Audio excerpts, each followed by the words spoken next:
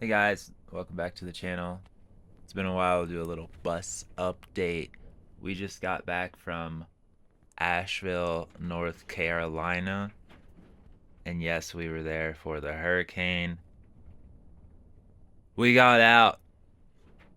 Those people need help. Find a way to donate, help out. Today I'm going to do a brief overview of the electrical system.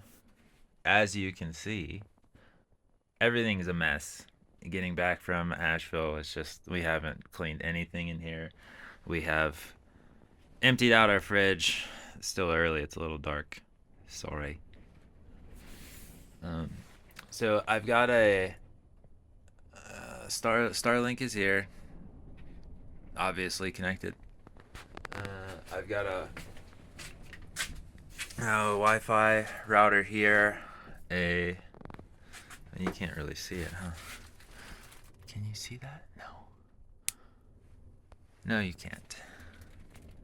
So I've got a Raspberry Pi here with Home Assistant running on it off of a solid state drive that doesn't have the protective cover. Wi-Fi, and clearly, man, you can't see anything. I'll turn the light on. Let's go back here. There. Okay. This is maybe a little better. Yeah, sorta. It's not. This is all testing. Right? None of this is permanent or safe. Anyway, Home Assistant.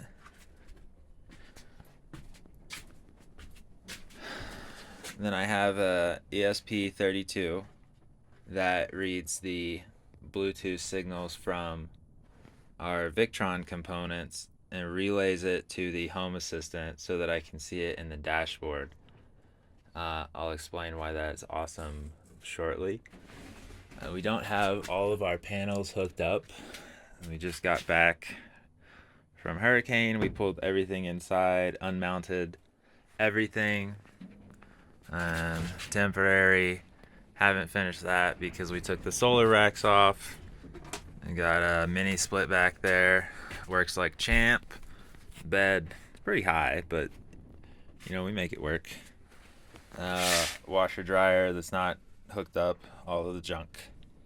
Now I can take you in the back and show you. As I mentioned, this is kind of a test setup. We were also scrambling after the hurricane to make sure everything was at least semi-sufficient. To give a little breakdown, we've got 4 of these 260 amp hour lithium phosphate batteries in parallel. I've got these temporary bus bars connecting the batteries. The copper, those are 3/4 inch pipes. Those are flat. I calculated the safe ampacity somewhere around 100, and then these aluminum bars somewhere around 130. I'm not sending anywhere near that amount through these, maybe 9 or 10 amps at the most. I'm monitoring the temperatures. I don't have a thermal camera. I wish I did, but I don't. I've got a couple of these ESP8266 with Dallas temp probes kind of throughout. I can't find my copper crimp lugs, so I made this one for now. This is temporary.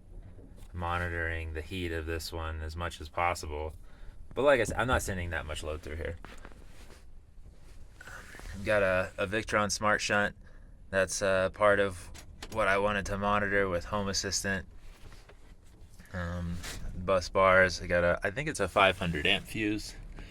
And then for the solar, both of the 50 amp solar charge controllers feed through these breakers, and then together through a 300 amp fuse. Sorry, it's super windy outside. What else? house. I've got this main shutoff that is safely sitting in junk. I've got a 25 watt resistor as a pre-charge, so that when I go from completely system off, the inverter capacitors are not going to get an inrush from the batteries. So I flip on my, I know this is the only switch I could find. I switch on my pre-charge, and that will fill up these capacitors that are inside the inverters, so that you don't get, you know, what you would see as a giant spark, but it's a little safer and better for your equipment. Right now we don't have the inverters I wanted. I had this 2000 one. These are not pure sine wave. I think they're modified pure sine wave, so it's a little misleading. I have most of the bus stuff, like the wall outlets, the lights, all LEDs. Doesn't use much. The refrigerator, those are all running on that. And then this 3000 watt one I have our water pressure and the mini split connected to. Yeah, I think right now this is so I can monitor the pre-charge voltage. So when I have the main battery switch off and I flip on the pre-charge, you'll see this slowly start to increase from, you know, like 8, so that I can kind of tell when the current stops flowing and I can flip on the main switch. A lot of these things are for testing and are not the final situation. These bus bars, these are not properly heat shrinked. You could probably point out a handful of things in here that are not particularly safe. But just as like a brief overview, this is what we're working with. My main goal for testing was to make sure that I could get all of this information into Home Assistant. There's a product from Victron. I think there's 2 different ones. It's like the Servo GX, something like that. It's essentially another blue box that you have to wire connect like every single one of these things to, and then you can have a nice little pretty readout on a screen. But I had a Raspberry Pi.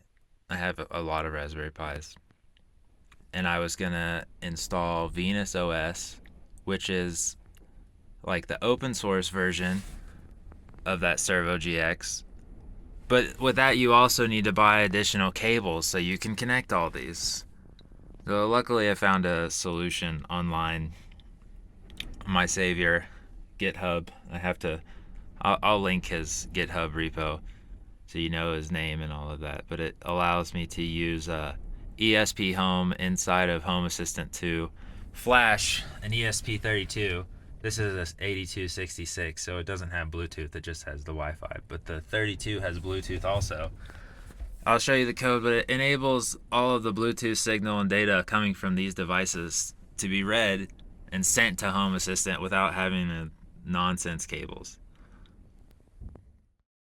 There's a handful of videos online that you can use to get set up with Home Assistant on a Raspberry Pi, booting from a solid state versus the SD card, getting the add-on ESPHome installed, and then following through with MrSchmiklz ESPHome repository.